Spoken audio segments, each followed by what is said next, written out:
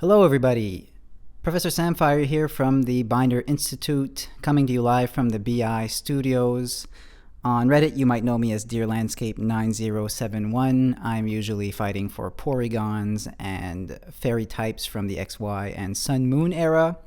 And today, I'd like to comment on Brehella's episode 3 in his Pokemon Error Exploration series. He posted it yesterday. And before I start bringing some attention to possible nuances that weren't addressed in the video, I just want to say that Brehella is an esteemed colleague. He is a source of information for errors, and I'm not trying to dismiss the information that he's put forward. I'm just trying to add to it. I am not taking the time to make such a nice video. I am coming more in live off the cusp podcast format, and I do appreciate Brehella doing these videos because there isn't enough information about this subject. I will contextualize my areas of expertise and where I'm coming from with this information. I did my BFA in printmaking. I majored in screen printing, and I touched upon many techniques, including lithography, before I became involved with printmaking studios for a number of years. I was on the board of Imago Print Studios in Moncton, New Brunswick, Canada, and eventually started working in the printmaking studios at Lucam in Montreal. I have, however, never operated an offset lithography press myself. These machines are absolute beasts. They are meant to print high volume, and so they have an industrial vocation. You don't find these in artisanal spaces like the ones that I have been exposed to. However, the lithography process that I was taught is called waterless, and it works on the same principles as offset. It actually uses the same plates. The aluminum photosensitive plates that are used in the offset process are the ones that we use in the waterless process. Quickly on these plates, because it's going to be important for us later.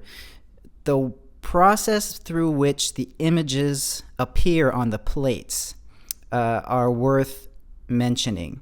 These are photosensitive plates. They work on the same principle as analog photography and screen printing, photosensitive screen printing processes through emulsion, image on in metal printing. Really what happens here is these aluminum plates are coated, as Brehella succinctly remarks, with a coating that is ideal for receiving ink. But when the plates arrive at the printers fresh from the plate manufacturers, this coating is concealed by an extra layer of photosensitive emulsion. The emulsion covers the whole plate, and in order for the image to appear on the plate, a positive film is placed on top, and in total darkness, it is exposed to light. The positive film is going to block out all of the areas that are not going to be desired on the plate.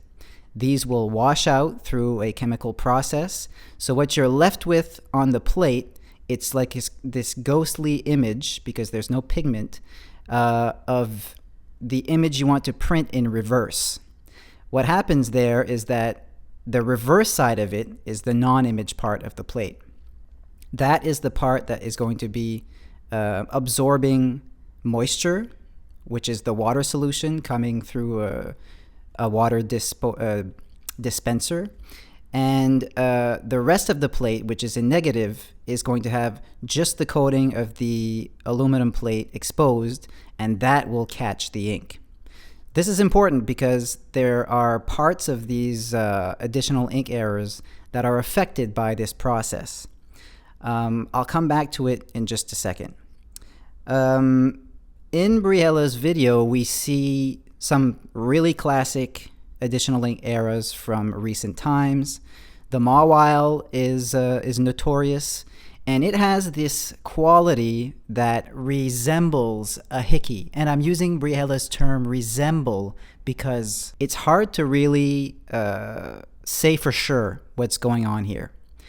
We can speculate on some of these errors, but we can't really always know. I think a broad term like additional ink is useful because it's going to be hard for us to determine exactly what happened in the process. We can use some information to narrow it down, but ultimately we might never know exactly what happened. With the Mawile, you'll see around the blue layer a halo in negative space. This is what Brehella is describing as resembling a hickey. A hickey happens when debris is caught between two of the cylindrical spaces. It could be the blanket, it could be the plate, it could be the paper itself.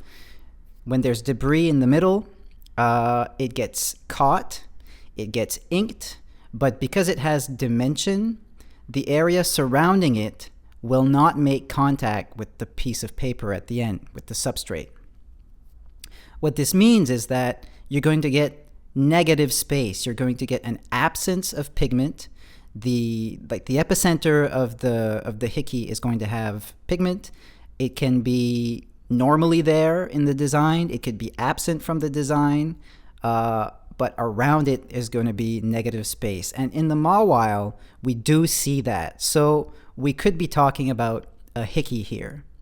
The reason why I'm so reluctant to settle on the term hickey here is that there's this nuance that I've rarely seen anybody mention.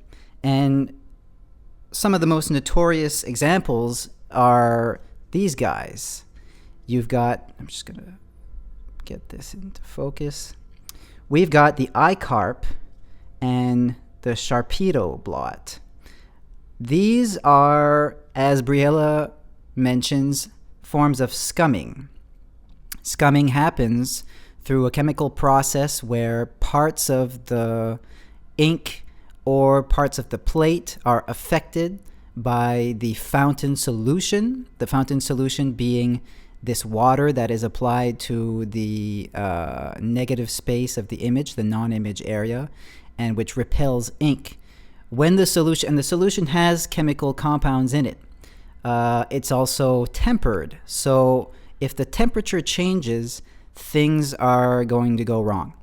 And this is what I wanted to mention. I've seen so many people talk about specifically these two errors, but there are others like it. For sure. Mawile could be one of them. It's just harder to see because it's not isolated like these two black layers that are all the way on top in the printing process. I am reluctant to call these hickeys because they don't have the negative halo around them. And you'll say, well, Professor Samphire, I see negative space around it. Yeah, so do I. But there's something happening here that is very different.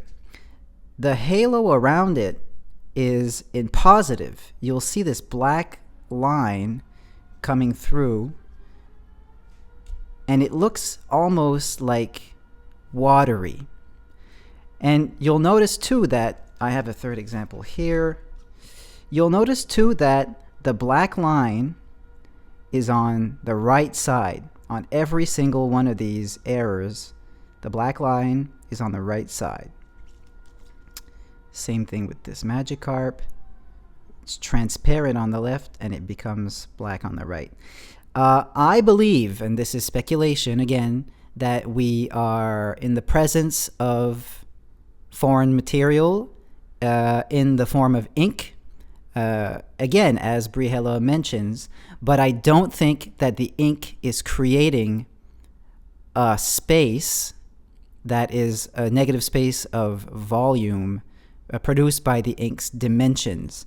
What I think is happening here is that this ink, which, as Brehella mentions, becomes emulsified with the fountain solution.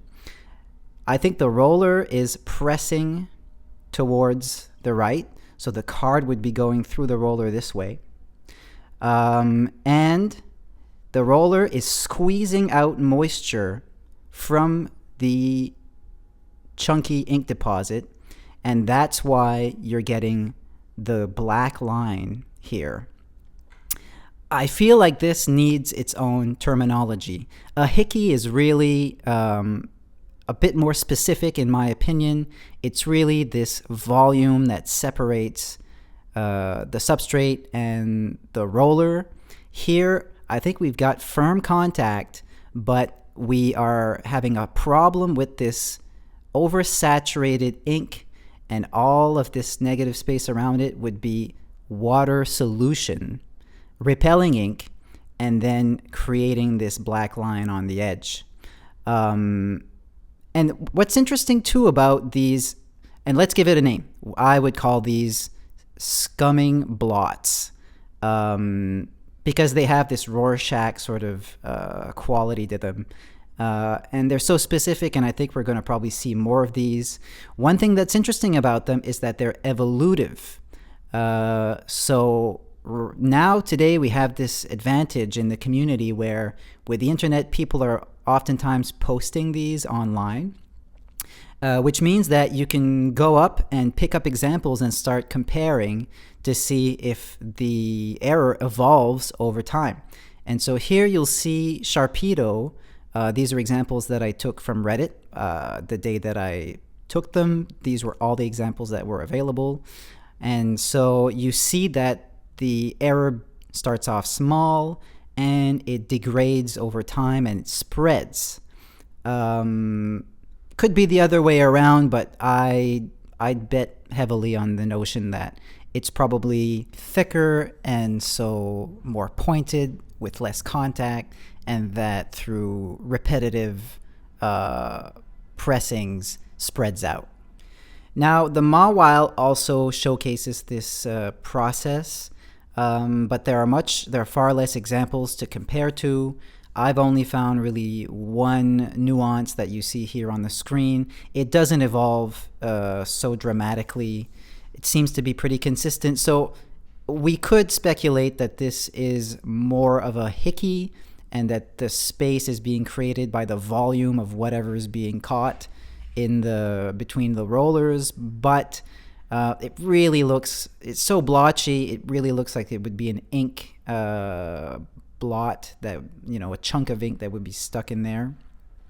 But it's harder to say. So this is not absolute, and it's not a fine science, but I just wanted to bring the notion of scumming blots to your attention. Now, there is this other process that Brehella doesn't mention, or at least not in the way that I'm about to describe right now. The fountain solution, as I mentioned, does contain elements of chemistry. There are solvents and things in there to make sure everything is in balance and that the viscosity of the inks are good, and that the repelling qualities of the fountain solution is good. These elements can be out of balance and more problems can arise. Here is an example, and I am again speculating, but I believe that this is a really good example of what I'm about to describe. Sometimes the fountain solution can be too acidic, and sometimes it can be too basic, and sometimes it can be too warm or too cool. All of these things can produce damage to the plate in various ways. Here we see the back of a Celebrations Rockets Admin. I've seen this card come up a few times, and what's going on here, I believe, is that the non-image area, And now I'm coming back to this notion of there's photo emulsion on the plate. Whatever is not exposed is washed off. What is exposed congeals, coagulates, and remains on the plate. And that is the chemical substance that retains the water and makes a repulsive solution that will repel the inks. This emulsion can become damaged over time.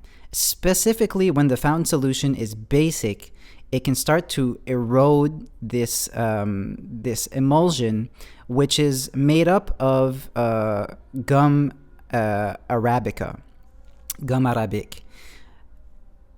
If this gum starts to wear off, it becomes receptive to ink. And what you see here in this card is all the white areas that should be white on the bottom here have become, or paler if you want to look at the Pokemon logo, have started becoming receptive to black ink. On this layer, we're printing black. The whites should be totally repellent. These should be negative in the design. But it seems as though these whites have become affected. Perhaps the solution was too warm. But usually it's because the solution is too basic. It starts to break down the gum arabica and exposes what's underneath, which is the treated aluminum plate. Interestingly, from a pH scale perspective, an inverse scenario, a found solution that would be too acidic, is not going to affect the gum arabica photoemulsion. It's going to affect the coating on the aluminum plate. And so the coating on the aluminum plate might start to corrode then, and now other problems might arise. I'm just trying to imagine what that could look like. It's not going to be affecting the design in the same way, because if it's corroding the aluminum plate, this is supposed to be receiving ink in the first place. It could be creating a deeper groove for ink to remain trapped in, and then with applied pressure it could spread a bit, so it might become hazier or something. But I feel like it might be more of a nuance. You might not be able to notice it as much as what we have here, which is really the whites are shot on this plate.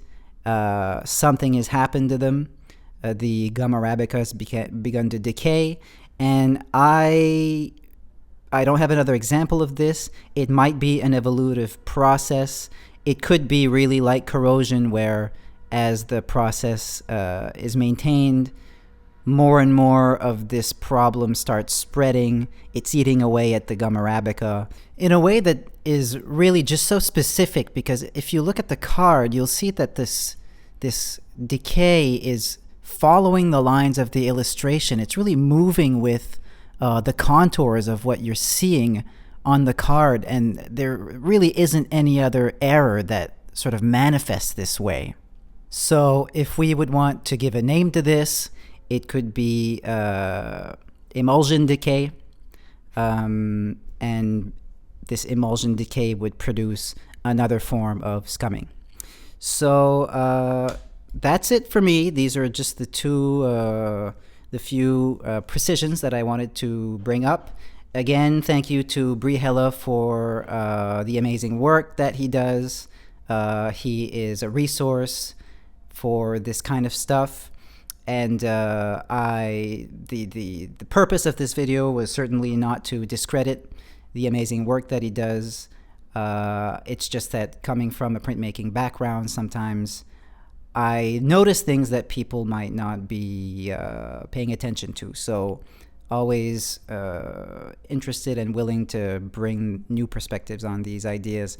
And before I sign off, I just wanted to give a shout out to Extra, who helped me obtain some of these errors that you see.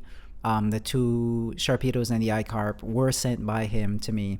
in a trade, and I sincerely appreciate him for doing that because I was having a hard time trading for them. So thank you, Extra, and a good day to everybody. Take care, and until next time.